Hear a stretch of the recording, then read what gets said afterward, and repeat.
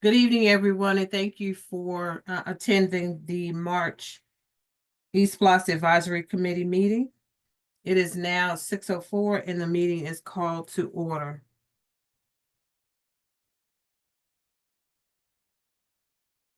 All right, so if you're looking at the agenda, number 2, we have a lot going on. So I'm going to ask for your the committee's approval to suspend our bylaws. And if we can do that by unanimous consent in order to get through 2 and 3 on our agenda, I would greatly appreciate it. If there are no objections, can we, by unanimous consent, suspend our bylaws just for items 2 and 3?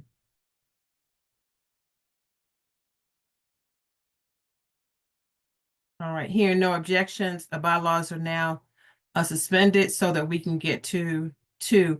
Review approval of November 2024, January 2025, February 2025, and March 2025 agendas.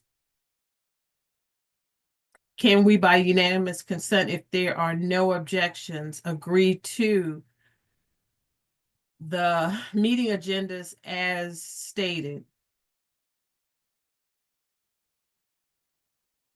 All right, hearing none.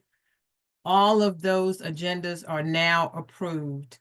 Moving right along to number 3, review and approval of the October 2024 minutes, the November 2024 minutes, the January 2025 minutes, and the February 2025 minutes have been distributed to everyone. Are there any corrections to the minutes?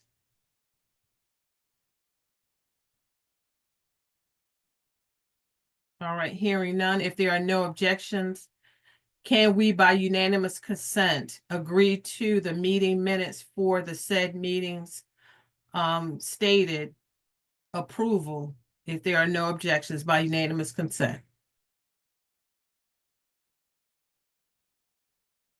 All right, hearing none. All of those meeting minutes are now approved and our bylaws will go into effect. We are now at number 4, discuss follow-up matters from, is that correct? Yeah, I'm sorry. Discuss follow-up matters from prior meeting.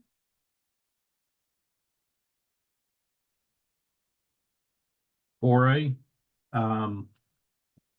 Let's see, so there were about a half dozen either SPLOST or SPLOST related items that were approved at the board meeting. The first item I would say is a SPLOST related item, and that is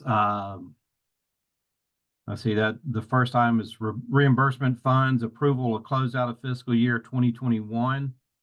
So that will gain us a reimbursement of $1,186,898. Most of that is, I say SPLOST related because most of that is based on the SPLOST projects that were completed. The first SPLOST project, E-SPLOST 6 project, is an amendment request going to Manley Spangler Smith and PBK Architects for the Druid Hills High School modernization. This is the request to look at 3 additional site studies for $218,500. Next is E-SPLOST 6 project. This is a GMP award for International Student Center. Went to the Winter Construction Company and Corrigan. It also included an amendment to Corrigan for $26,317,664.52. Next item, E-SPLOST 5 project. This is the GMP for Cross Keys High School, and this item included approval of the GMP, a budget reallocation, and an amendment to the architect for Cross Keys addition and modernization to Evergreen Construction for $148,421,607. And so I think those are the only two GMPs. And I just wanted to clarify that if y'all recall, the GMP, that is it's a construction, or the CM construction manager at risk is a construction process where you hire the contractor shortly after you hire the architect, and the contractor is hired based on qualifications. It's not a bid, a dollar amount. It's based on qualifications. They're selected. Typically, there is a pre-construction fee of $50,000, $70,000, $100,000, where they work with the architect. They work on constructability items. They also provide estimates. And then as the project develops, they provide a guaranteed maximum price. Sometimes those are done in phases where you will have a component guaranteed maximum price that's offered for site work, and then footings and foundations, and then the full building. I wanted to clarify that this is not a change order. It is part of the original contract, and it's anticipated in the original contract. And there's a form M that is filled out, and that is what goes to the board, and that is what is approved. So that is what occurred on those two items. There was a capital project that is a non-SPLOST project, but since it was on the got approved at the board, I just want to bring that to everybody's attention. That is a contract award for architectural and engineering services for a two-phase project. This went to Smallwood, Reynolds, Stewart & Stewart. It is a bus, electric bus, charging, storage, or parking and maintenance facilities for two different sites. And for design fee of $655,500. And then the last item is another SPLOST related item, and that was the modification of the Georgia Department of Education capital outlay applications for FY22 and FY23, and there were a number of projects there. Sequoia was on their middle school. Some of the, Dresden Elementary, Vanderlyn, Allgood. Some of these projects that we are doing large capital improvement projects were on that list. And this is just letting the state know that we're changing something on the document. I don't know what was changed on each one, but it's just letting the state know that we are changing something about those projects. So it's on their records. That was all of the SPLOST or SPLOST related, or basically capital improvement type items that were submitted. If anyone has any questions, or I said submitted, approved at the board. If anyone has any questions.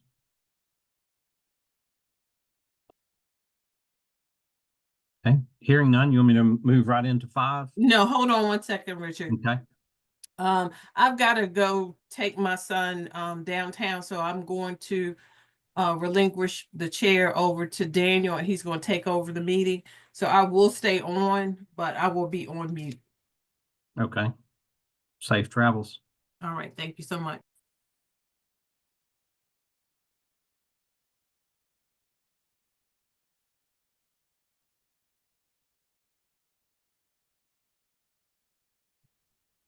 Okay. All right.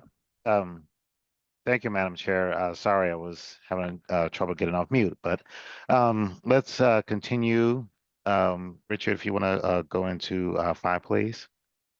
All right. So the one item that we put on there, even though it's not SPLOST funded, it is a capital improvement project, was the professional architectural and engineering services for Smallwood, Reynolds, Stewart & Stewart for the East DeKalb campus and former Hooper Alexander sites for potential bus parking and charging and maintenance facilities.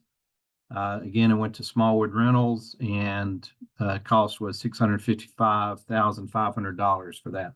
And that was the only contract award. Okay, thank you, Richard. Are there any questions about the contract awards?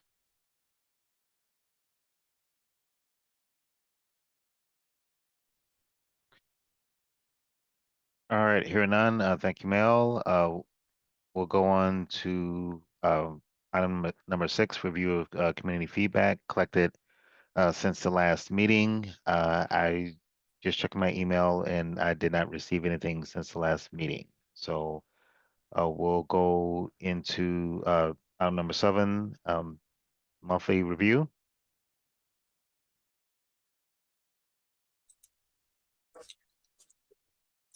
Good evening, Vice Chair and committee members. Thank you very much for your time and attention. We'll dive right into our normal report, where we'll share a couple of notes regarding procurement, provide you with a status of our E-SPLOST 5 and 6 programs by phase, provide you with a major project status update, updates on our active construction, active design projects, any project planning notes of interest, review our financial tables or a recap of same, speak to any exposure on the project, schedules, claims, or change orders, and then share some progress photos. Diving right into procurement. Actually, Richard covered those items approved by the board, so I can jump right to upcoming solicitations, including fire alarm replacements. We're going to utilize the pre-qualified architects list. We're targeting April for a award recommendation for the architects for the fire alarm replacements. We've got over 45 of those. Security Vestibule Group 3, we've put our request into procurement to issue the construction manager at risk RFP. So that should be scheduled shortly. And for Security Vestibule Group 4, which turns out is not more than 10 facilities, because our total list is almost 95 facilities long. And this group is down to, quote, these special projects, if you will. And we think that it's smart to use our AE pre-qualified list for design for those as well. We did get a proposal from the selected AE that's in review. We hope to make a recommendation in the next 2 weeks. Richard did speak to procurement awards, I'm sorry. In terms of project status by phase, for E-SPLOST 5, you can see that out of our $630.3 million current approved budget, we've expended over $574 million, and we've got over $90 million in current expenditures currently. So that's good progress.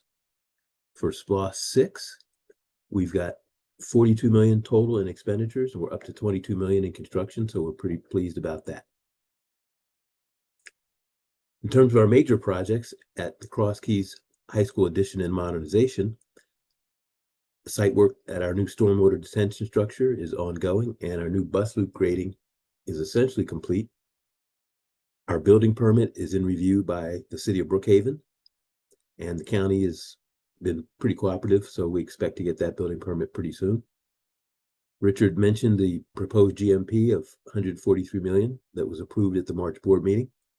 And we mentioned rock formations discovered underground previously.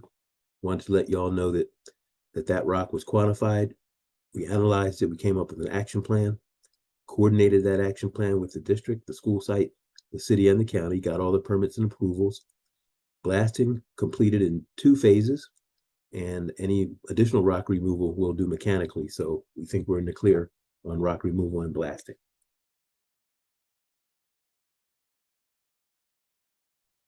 At our new elementary school at Dresden, let's see if I can get this video going. Excuse me. The utility relocations are ongoing. We completed demolition of the slab at the kindergarten wing.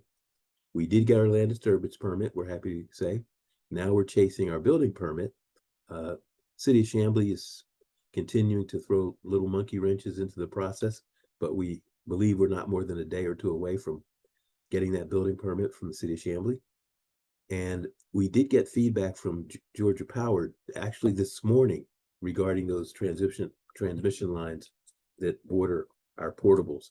We think we're going to have to negotiate with them to manage that easement.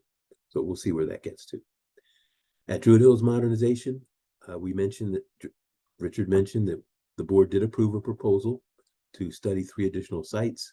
And spoiler alert, we actually had the kickoff meeting for those site studies this morning.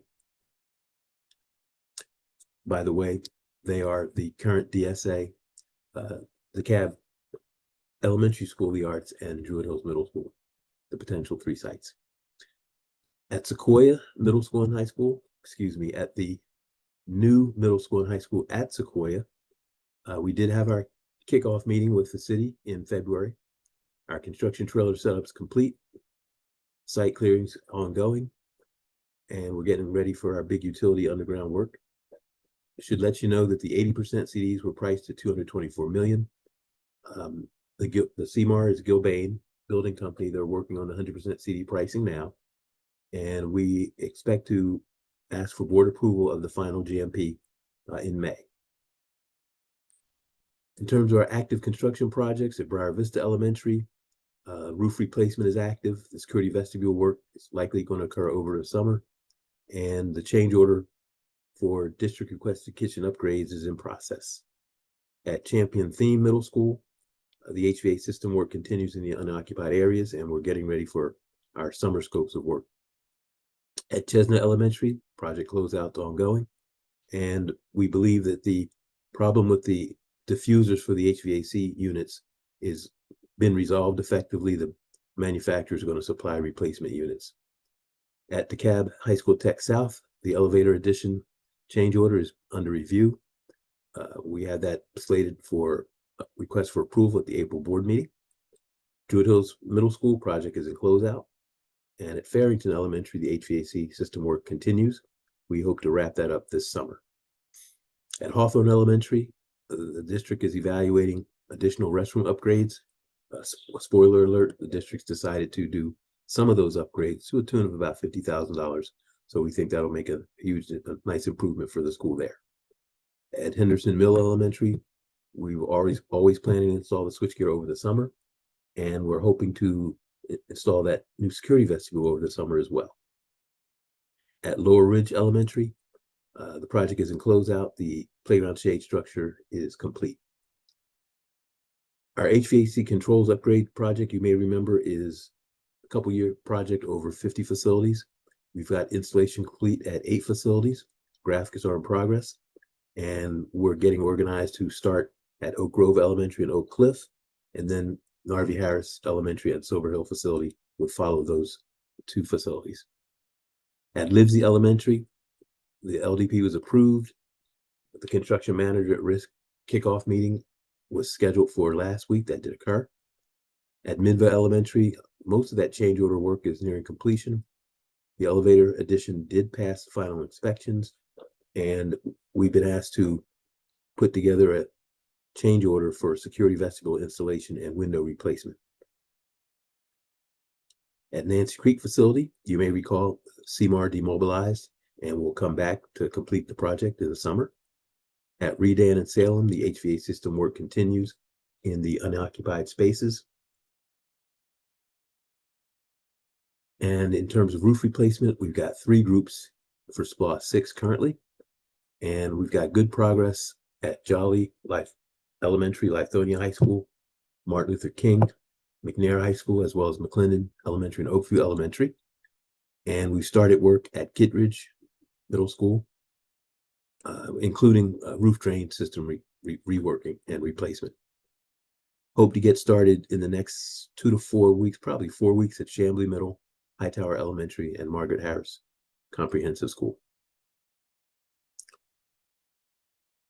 You may recall we had a security vestibule still to do at McNair High School. Installation is complete, and I'm being told that technology is almost complete with their access controls installation. At Tony, the CMAR continues, just got kicked off. The contract was fully executed last month. So we'll have more to report on Tony next period. And Woodridge Summer Project is closed out. In terms of design, at Stoneview, the HVAC system that we had originally planned is no longer the best solution. Facilities maintenance asked us to basically change to a VRV system, if you will. We call them cassettes, and that redesign is in planning. We expect an updated design schedule from the architect last week, actually. At Rock Chapel, the AE is essentially complete with the new system design for the 1998 building, and we're getting organized to put together our first round of preliminary pricing. At Ashford Park, the HVAC system replacement renovations, the GMP proposal was submitted at 23.5 million. We had hoped to get that on the March board. It's now agendized for the April board meeting. At Allgood Elementary, the AE continues working on the preliminary report. And at Idlewood, our 30% CDs were priced at 37.5 million. Because there was a resolution of the student relocation issue, remember the rezoning, I guess rezoning was approved at the February board. We're going to revise the GMP to the new construction plan.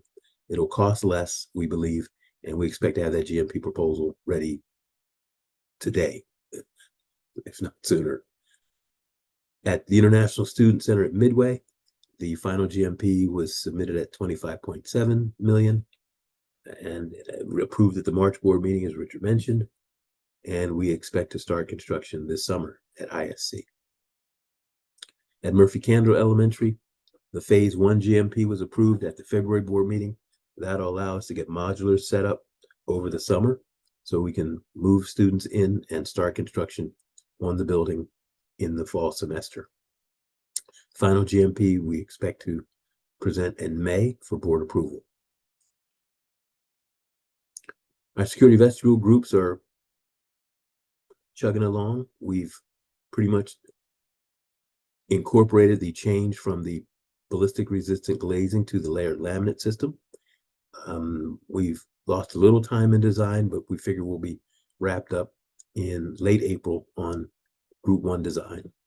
Similarly, for Group 2 design, we've incorporated the new laminate system. We believe we'll wrap up design on Group 2 in early April, quite frankly.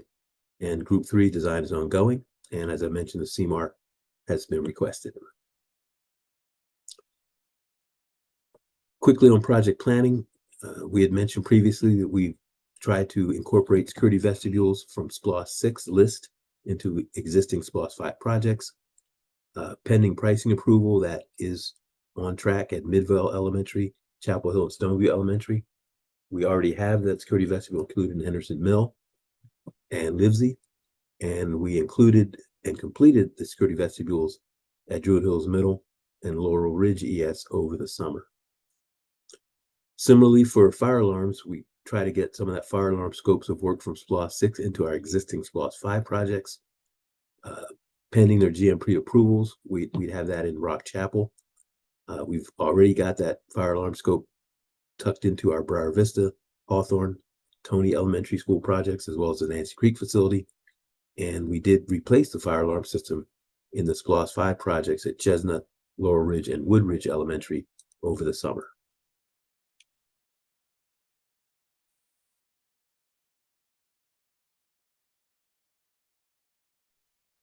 Speaking of those fire alarms, 72 facilities total.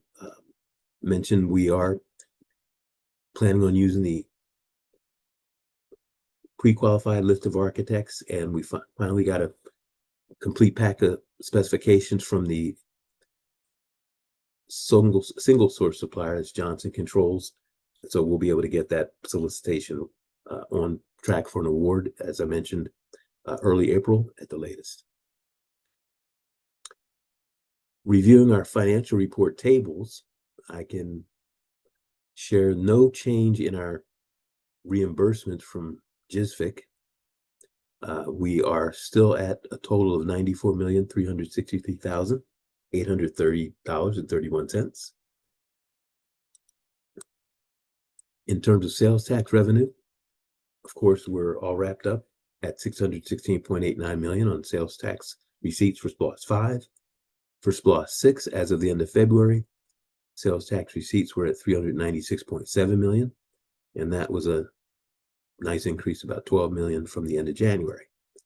For SPLOST 6 sales tax receipts, that 396.7 number, that's about 8.6 million above plan, and that's compared to about 9.6 million above plan last period.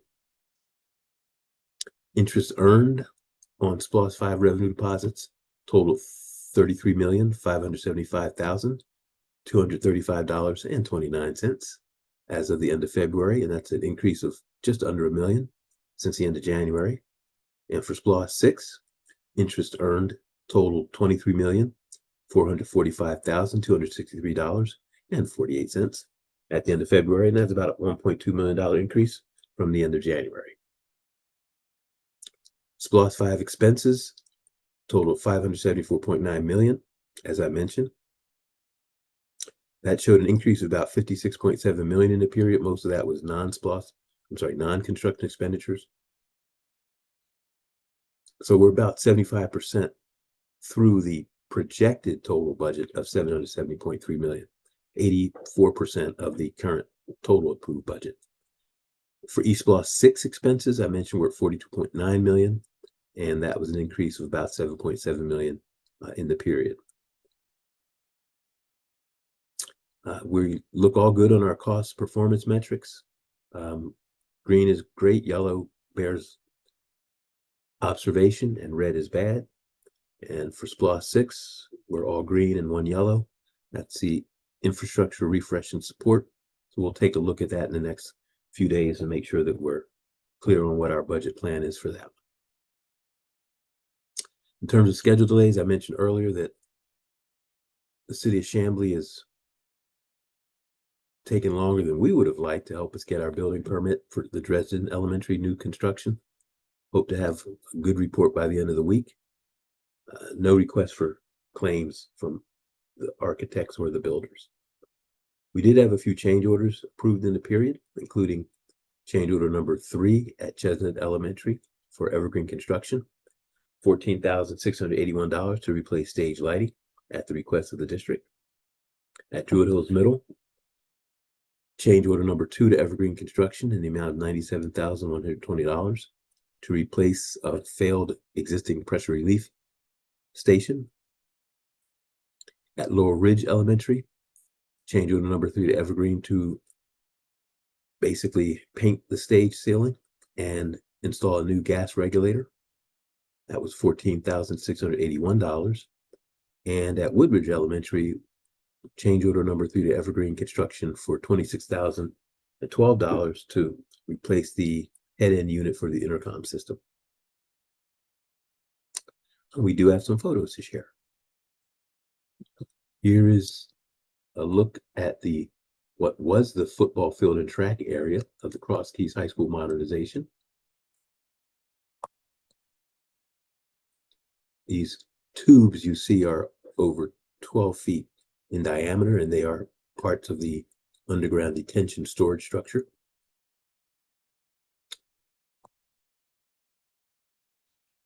This is a start of the grading of the bus loop on the east side of the property. Here's another look at the bus loop grading, new bus loop grading. And there's a completed look at the bus loop grading. So good job there. Modular relocation and setup at Cross Keys. Underground utility work and excavation work at the new elementary school at Dresden.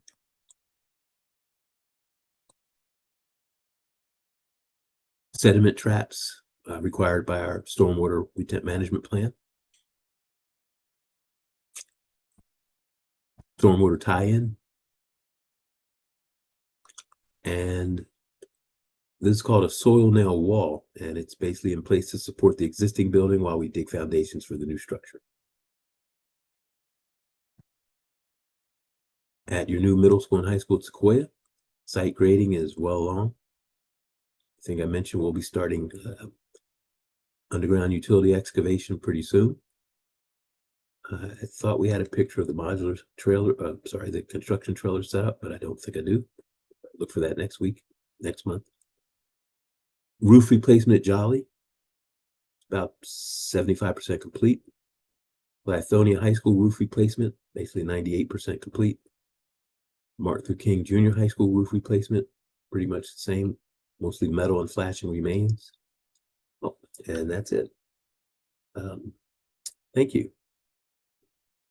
Happy to take questions. I All see right. hands up, Mr. Daniel. Yeah, sorry. Thank you, Mel. Yeah, Kevin, yeah, please go ahead with your question. Comment.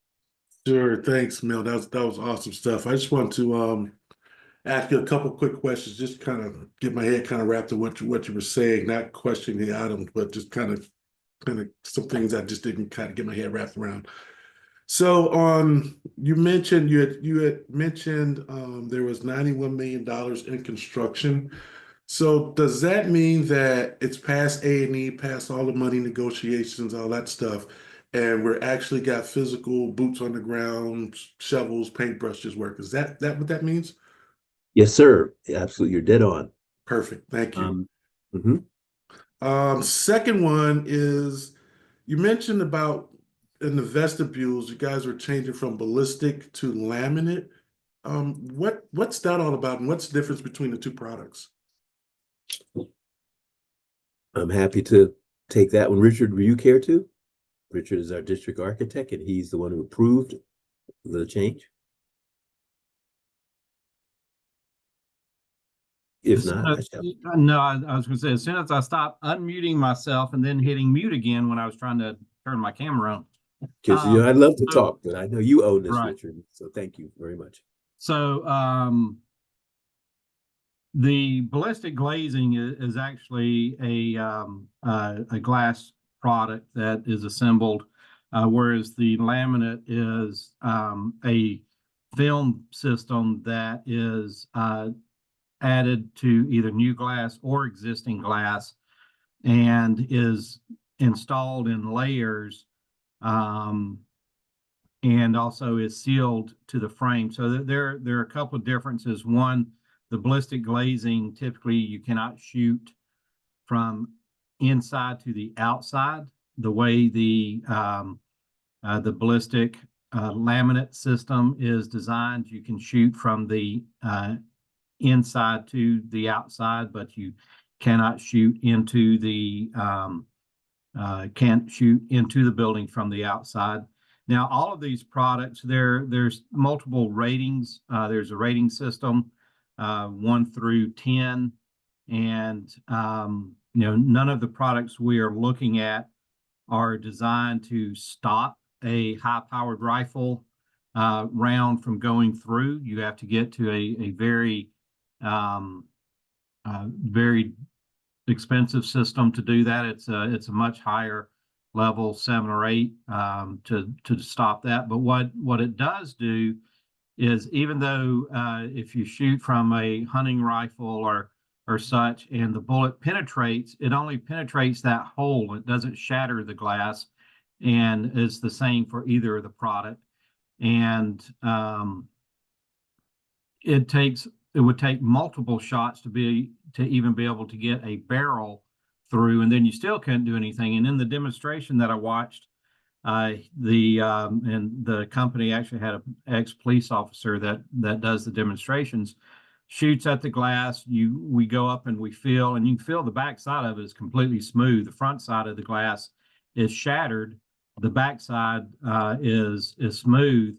And he then takes a bat and beats on the glass and such, and it still stays intact. The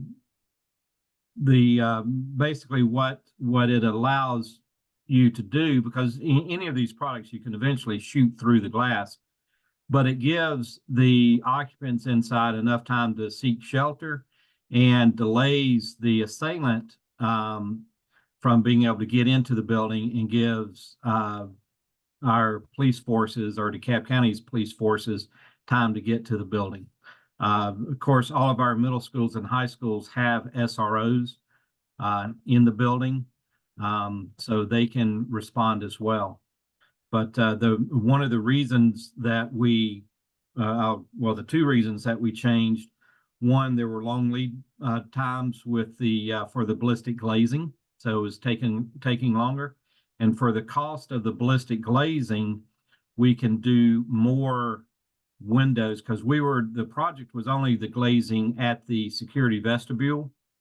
With the cost difference between the laminate system and the glazing, we are able to do more windows around the building, and we have we kind of have a priority 1, 2, 3, I think through 5 of what we hit first. As far as, first is the security vestibule, and then there are other items to follow. Okay, perfect. Thank you. Yeah, thank you, Richard. If I Sure. would offer, Mr. Alexander, the system that Richard has spec for us, it provides the same level of protection as the BRG. So we're not losing anything, but we're spending less per square foot. Sure, it makes sense. Sure. Gives us a chance to provide more coverage. Sure, I greatly appreciate it. Thanks, Richard. Yeah. Last question I had, Mel, for you. You mentioned on the last slide, you were showing the pictures, and you showed the wall that was under the school that I guess was a support wall. What did you call that? It's called a soil nail wall. Soil nail wall. Okay, that's yeah. Yeah, and I'll show you. It's because it actually. Let me quickly. When I used to show my son stuff, he said, "Wow, Dad, that's a lot of dirt." Can't see resolution here, but we actually use soil nails, if you will. They're long rods that are tensioned, then they're grouted in, and so they become part of the subsurface to help support the existing building. Yeah, it's good installation.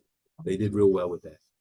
Awesome. Thank you. That's all I got. Thank you. You're welcome. We get excited by that kind of stuff. Me too. Yeah, it's pretty cool. All right. Thank you, Mel. Thank you, Kevin. Anyone else? Any other questions?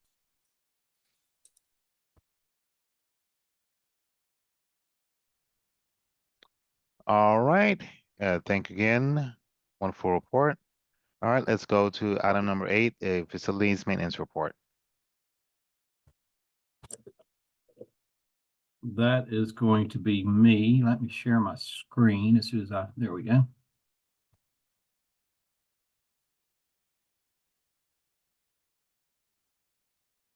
Can you see the screen? Yes, we can. Okay, good, because normally it puts, oh, no, are you seeing the screen that says non-SPLOST DCSD work order status? Are you seeing Yes. one with the email? Okay. No, the non-SPLOST looks like it's a PowerPoint presentation. Okay, good, because it's very odd. It put the, you get controls to stop sharing and all. It put that on a completely different screen from what the PowerPoint is on. So I'm going to scroll through this because it's on a third screen, and when I try to actually do it as a PowerPoint, it messes everything up. So this is the same information that has been shown previous. Both Mr. Moncrief and Mr. Ball are out at other meetings. So I get the pleasure of trying to interpret what Bobby has provided for us.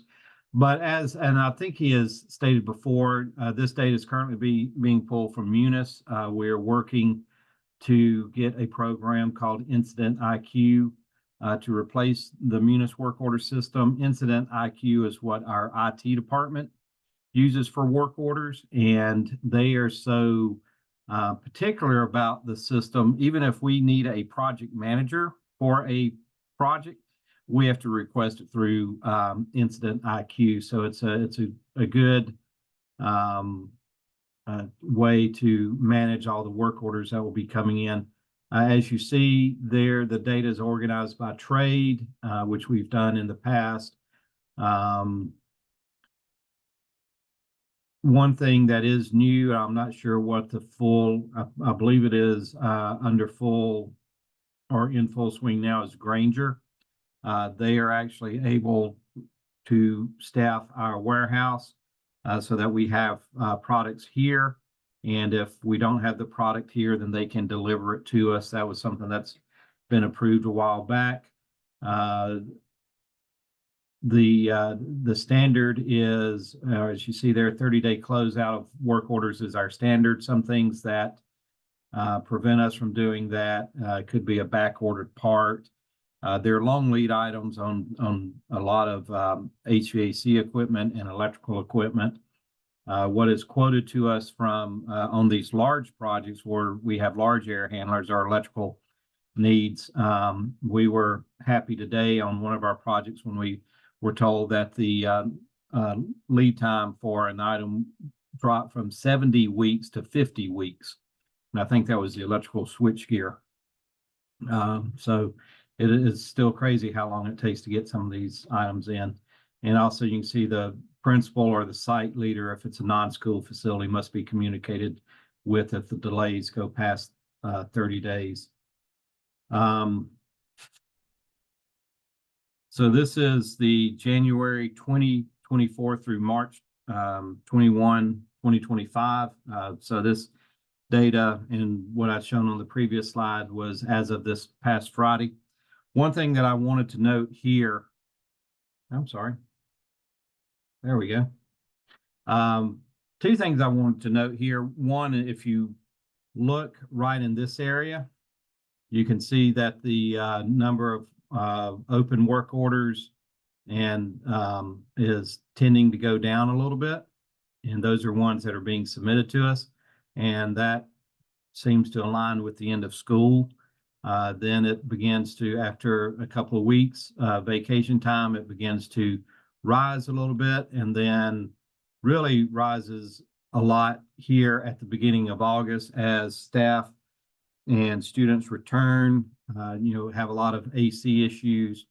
And, what's interesting is you see the submission of the work orders here, and then in the weeks and months following, you see the completion of those work orders spike.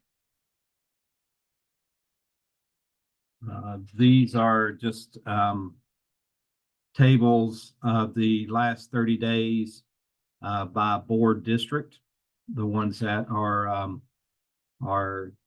open and ones that are being closed.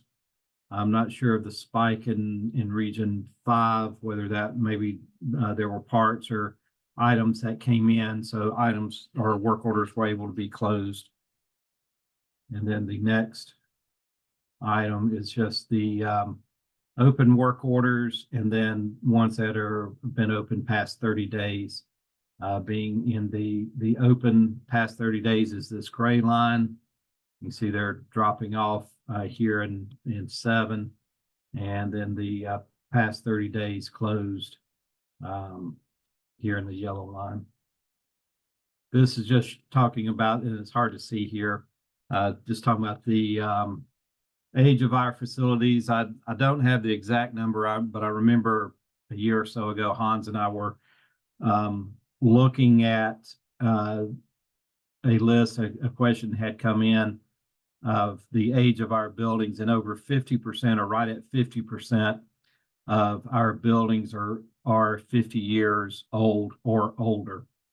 So you can see when some of the buildings, a large number of buildings being built here in the 1950 and 75 time frame. And then the data takeaways. I think this had been presented previously also. July and August, and this has July and August of 23 and 24 showing the difference there. The highest number of open work orders where January and February had the highest number of closed work orders. And you can see there the what the work order completion is impacted by. And that is it. Questions? All right, thank you, Richard. Looks like Kevin has a question. Kevin, yep. Hey guys, Richard, I need you to talk me off the ledge on this one. Okay. Slides 2 and 3, you showed that spike.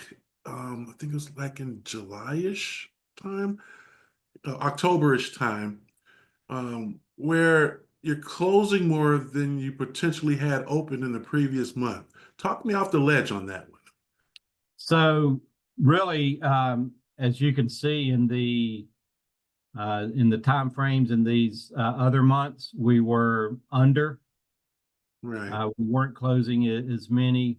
So you can see here, April, there are 1,229 open, 1,093, 1,238 open, 1,023 closed.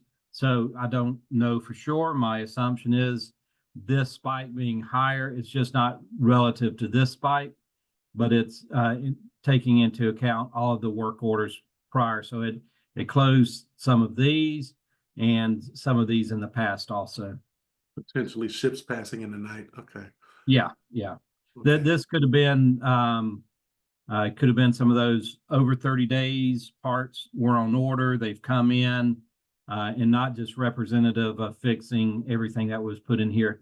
And I was going to say some of these could even be, and again, I don't know this for sure because I don't follow this data, but some of these could have been, needed parts to be ordered, and is why there are more open than closed work orders during this time frame. Right. Yeah, I'm not going to belabor the point. We had a good pace going here. I don't want to stall it out. But I just looked at that October number where it shows that you've closed out 2,594 in open work orders. In your previous month, you didn't have anywhere close to 2,900 work orders open. So I was like, how can you close more than you ever had open? So Yeah. So maybe it's just the way it's being displayed, and maybe this way I'm interpreting it. Maybe it's misinterpretation. Maybe that's something I want to go look back and see if what it is what it really looks like. To me, it looks like something strange. Yeah, I may just not be getting it. Well, and kind of the same back here in February Yeah, too. exactly. Same thing. So this could be working off work orders that had been opened in months prior. Yeah. Which that's kind of what I feel like this is closing work orders that were opened during all of this time as well. Okay. All right. Yeah, if you guys, next meeting, if you could come back and say, hey, Kev, yeah, you were on something different. Here's what it looks like. I would really appreciate that, because that chart just looks weird to me. All right. That's all I got, sir. Thank you. Sure. All right, thank you, Richard. Thank you, Kevin. Any other questions about the facilities maintenance report?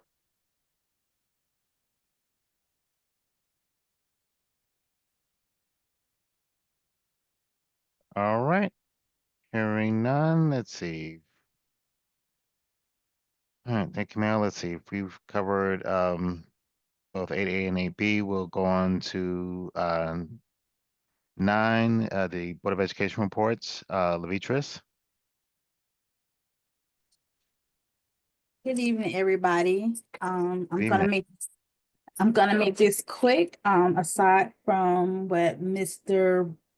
Boyd has already discussed regarding the increasing budget for Druid Hills and Cross Keys, the only thing of note that I could think of to document would to be the continuation of the hiring for HVAC workers, and right now how it still is, it's right now still kind of hard to attract and retain those qualified workers. That was the point of contention with the board, because we asked for, I believe, was it 12 million more for the portables, the HVAC, the portables. And the question was, why are we continuing spending all this money for this instead of why are we not fixing it? And we're just not able to attract and retain the talent that is necessary.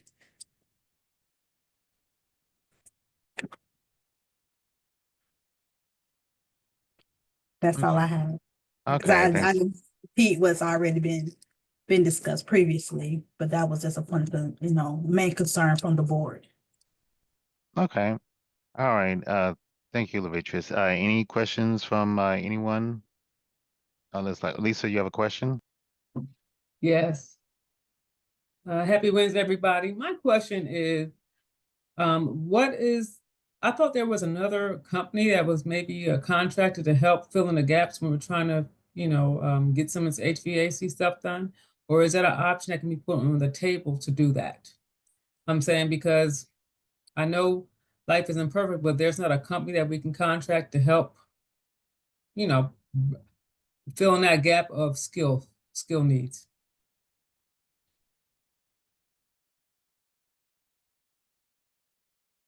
So it's showing that I am still on camera and unmuted. So there was a company at one point, Yellowstone. No, that's our landscaping. There was I think it was SSC was a company, but their contract had lapsed. I would have to check with Bobby to see if we have various vendors that we use. But there's not somebody like we had previously when we had SSC here to do the kind of the fill-in work like you were talking about. Is that something they're seeking to replace? I don't know. Yeah, I'm not sure if I'm not involved in those discussions, so I'm not sure if that's something they are seeking to replace or if they are hiring. I mean, they're hiring a good bit. They've hired a couple of HVAC managers. It's just a matter of getting some of them on board and getting started.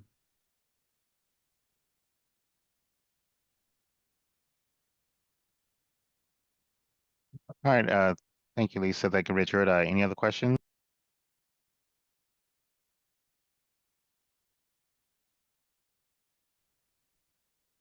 All right, hearing none, we'll continue. So for next month, we have Kathy attending the Board of Education meeting. Then we'll have me for May, and I don't think we had anybody volunteer for June yet. Was anyone available to attend the June board meeting? I can. Okay, thank you, Hillary. All right.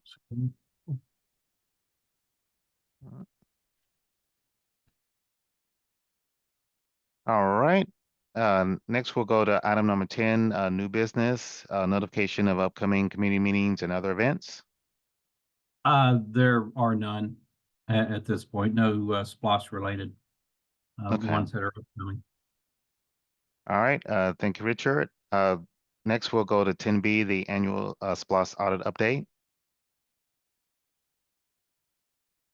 All right, and this is as opposed to the SPLOST 4.5 update, this is the annual. I haven't heard anything new since last month. I was told, Mr. Williams told me that he had submitted everything to the auditor. It should be fairly soon because when I talked with them a number of months ago, the auditor said that once they got all the information, it would be about a month when they would have the report. But I will look into that and see when we'll be able to get a report. And if we get it before the next meeting, I can go ahead and send that out to everyone.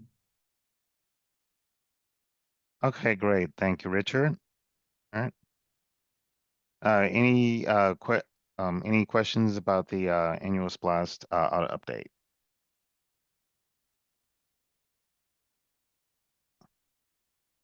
All right, hearing none. I'm Oh, sorry. I'm Go ahead, sorry, Kathy. Daniel. Before we go on, just a quick update. We did have a very good meeting with the subcommittee, the sub audit committee. So we're looking forward to hearing information from that subcommittee next month.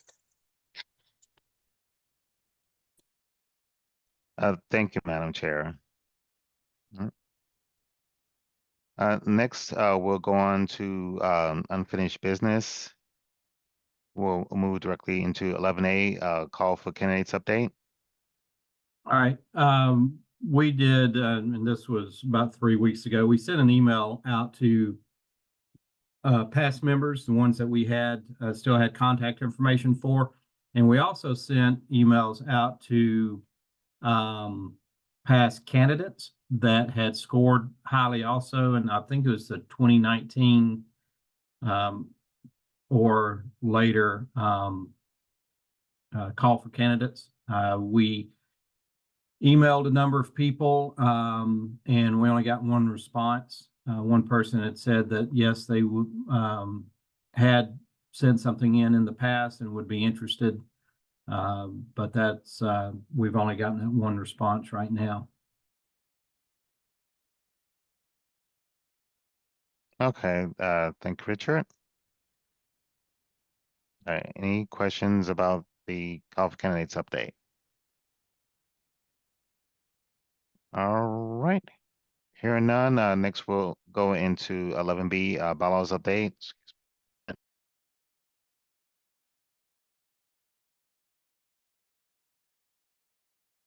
Okay, let me see if I can make sure I get the right version up, and I'll share my screen. Let's see.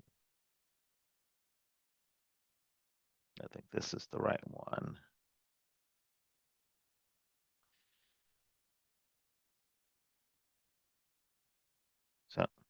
So I know we've it's been a while since we've had an bylaws update, and again, I want to thank the subcommittee for their hard work on in helping update our bylaws. So let me see. Well, first of all, but before I continue, did anyone, especially committee members, have any questions about the bylaw recommendations that have already been submitted?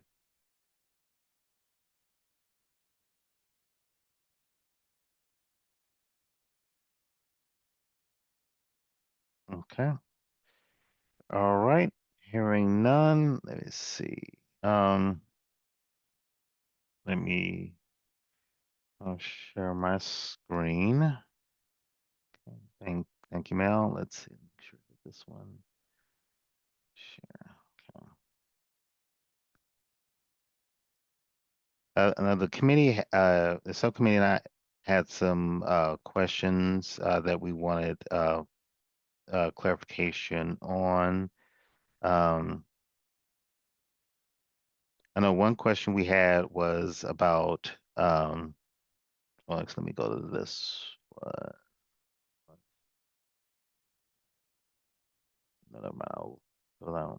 Well, one question we had, and it came up, I believe, a number of times, was a reference to district staff. So, like, for example, Article 5, Section 5, Paragraph 1, if a member is unable to attend a meeting, he or she should notify the designated district staff employee. So we were just a little unsure as like who that refers to.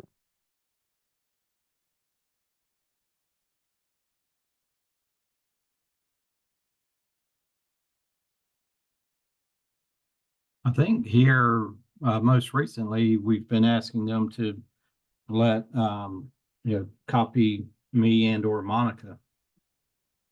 Okay. I'm not sure, given changes over here, I'm not sure who that would be. I would just leave it as district staff for right now. Okay, I guess, okay, all right, that's fine. Subcommittee members, do you have any concerns or questions about that?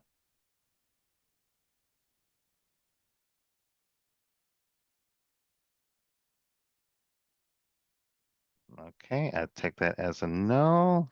Let's see. Let's see. Let me see if there were any other questions. Let's see, going back to our recommendations, just okay, that's that one. Let's see. It's okay. All right. I think we already talked about that. Let's see. I'll just go on. Well, two things that I really would like to raise. Like, well, as we've seen over the past few months, we've had some concerns about quorum and committee membership attendance. And one thing that came up was, how to deal with, say, an extenuating circumstance where, a committee member would like to, stay on the committee, but for whatever reason, health, work, family, they need to take, something up a leave of absence from the committee. So we wanted to add a paragraph where, as you can see, if a member has an extraordinary situation that will require the member to miss more than 3 consecutive meetings, the member can request a one-time leave of absence. This leave of absence shall be granted by a majority vote of the committee during a regular or special committee meeting. The leave of absence shall last no longer than 4 consecutive months. So that would help address, any, extenuating circumstances that might befall a committee member, but still allow them to stay on the committee. Do we have any questions or comments about this recommendation?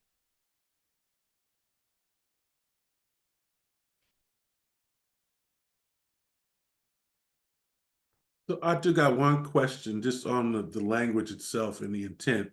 One thing, and I'm guilty of the same thing too, is that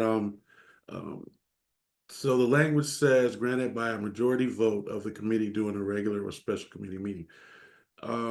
Is that based on the committee members that are there or based on a quote quorum?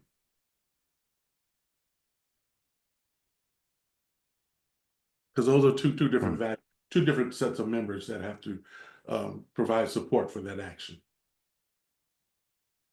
That's an excellent question. We can, I mean, that can definitely be worded to, well, somehow to word it so that, or that it's known or established that a quorum has been established for that particular meeting.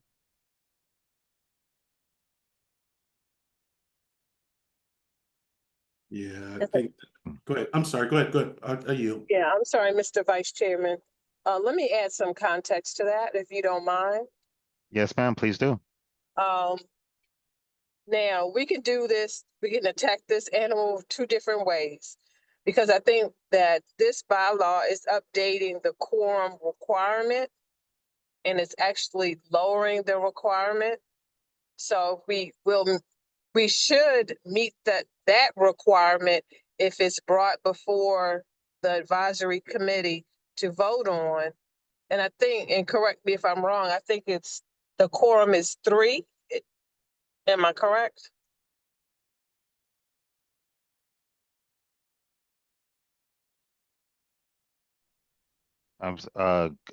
Quorum for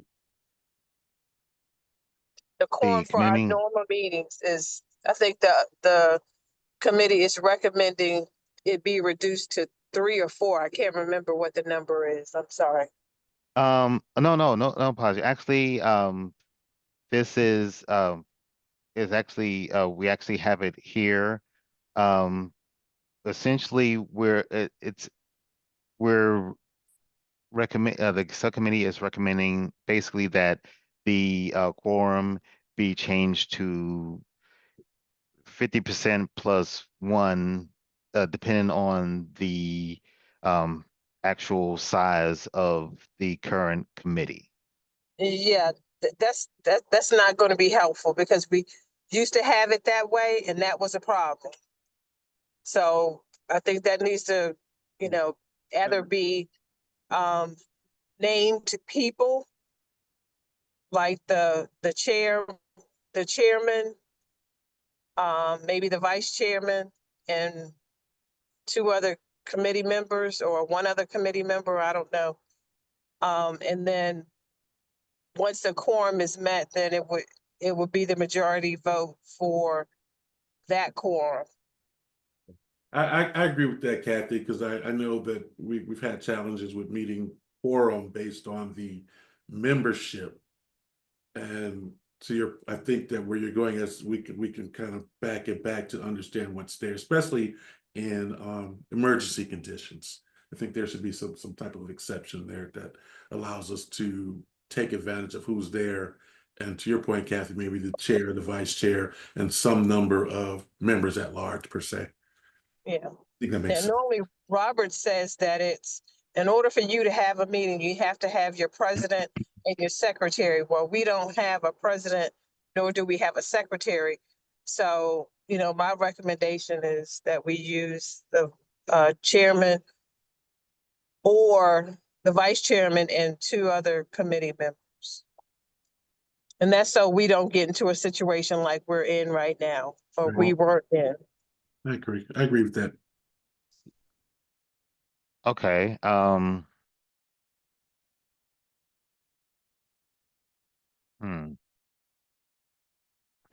sorry, I'm just thinking about how we can, Yeah, we may have to go back and wordsmith on that one. yeah, I'll call another subcommittee meeting where we can like Kevin said, wordsmith this, because I don't want to bog the call down with too much committee work, and we can rework this so that we can include that, Madam Chair. Yeah. And I don't want to belittle the work that the subcommittee has done already, but we've been holding on this for a while, and I want to make sure that this moves on because it's going to take a minute for the county to approve it. So Right. we really need to move forward with and decide as an advisory committee right now how we're going to wordsmith it and what we agree on.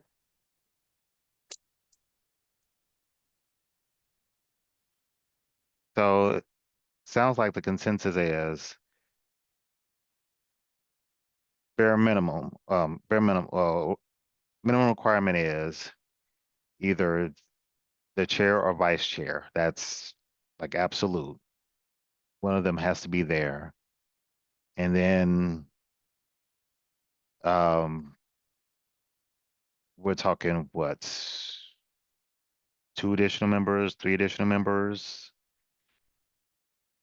So I would agree to at least 2 members, and you can say at least 2 members. You know, the magic place is somewhere with an odd number. You know, so a chair or chair or vice chair plus 2 members gets you 3.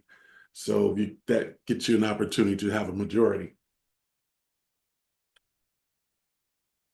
Something of that nature. I mean, that's my input. I mean, you know, rest of the committee members can chime in also with their thoughts, I would think.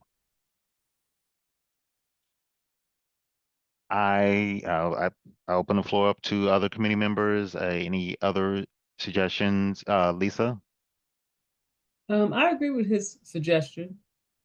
I said, I think that'll allow us to move forward and not be hindered consistently. Okay, thank you, Lisa. Anyone else?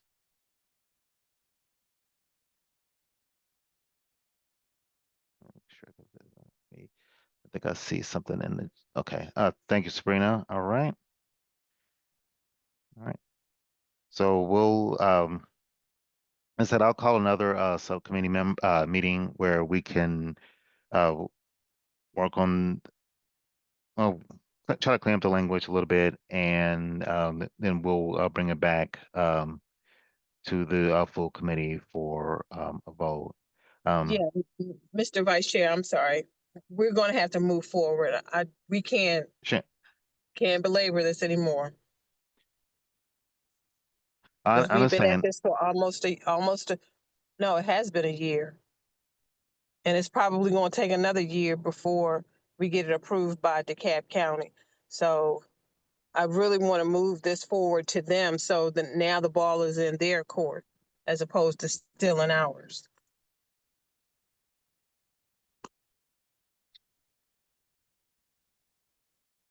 All right. So when would you like the final draft or final version of recommendations be brought before the full committee?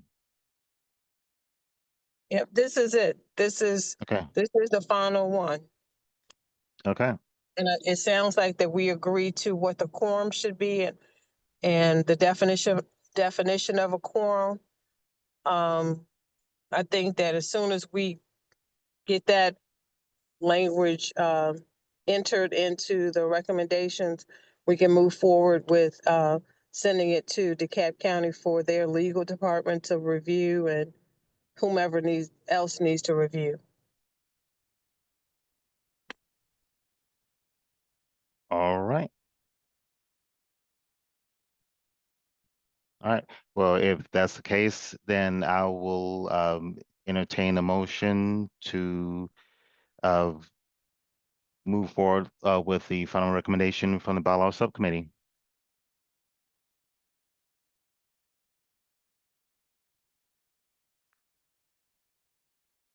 Mr. Vice Chair, Yes, ma'am. I'm sorry. You can make it a recommendation from your subcommittee. Does not need a second. We really and truly have already gone into discussion. And I'm move the previous question, which basically means let's vote. All right. All in favor of the motion on the floor, well, please raise your hand. Let me see if I can get the, let's see. Yeah, please raise your hand. I can see the votes now. Mr. Vice Chair, I can't raise my hand Oh, since I'm sorry. driving. Well, for those who are unable to raise their hand, please say aye. So I do have a question is, so I'm okay with where we're going forward, but I want to make sure that right now we're looking at a language that's there, but it needs to be recorded that we're going to change this particular language in that motion to accept. This one particular instance is written one way, and we have to go and change it to something else. Yeah, and Yeah, I'm I think okay with moving it forward. Yeah, go ahead. that's what I was saying before, Kevin, Gotcha. that we need to update that Gotcha. particular portion of the bylaws. And then what we're voting on right now is that. Gotcha. Okay, good. I'm good. Okay. All right. Let's see. All right. Looks like we have a unanimous vote. So thank you all. We'll the motion passes. Okay. All right. Thank you all. And then we'll go ahead and move forward and get that language cleaned up so we can go ahead and submit for into the legal department for review. All right. All right. And that that concludes my report for the bylaws subcommittee. Right. Let me stop sharing. Yeah, just want to, Madam, Mr. Vice Chair, Yes, ma'am. send accommodations to the bylaw subcommittee on a job well done. We appreciate your diligence and your hard work. Yes, I second that. Thank you, subcommittee, for your hard work. I just let the effort. Y'all made it happen. All right. See what I was upset. Okay. Let's see. Kevin Levitrus, you, have your hands raised for comments or You still voted.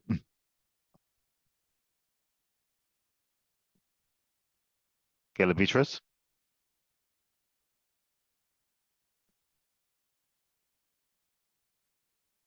Okay, all right. Yes, go ahead. I have nothing to add. Okay, I just saw your hand raised, so I didn't know if you had something else you wanted to say or, okay, thank you. All right.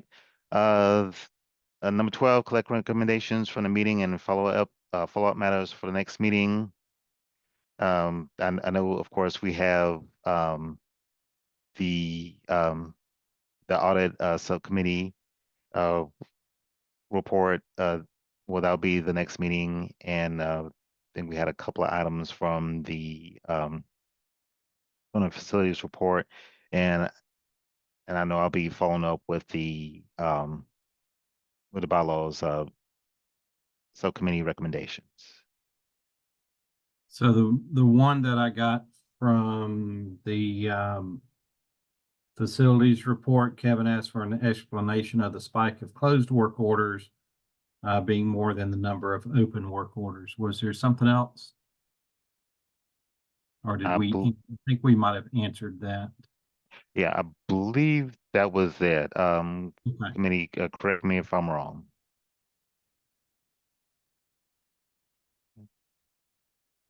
All right, I guess that is it. All right. All right, we'll move on to number 13. Any announcements?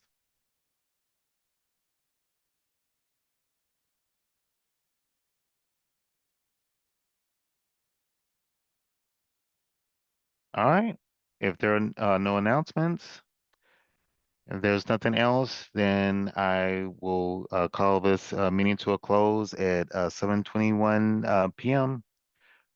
Thank you all for attending. Be safe out there, and we'll see you next month. Thanks, everyone. Have a good evening.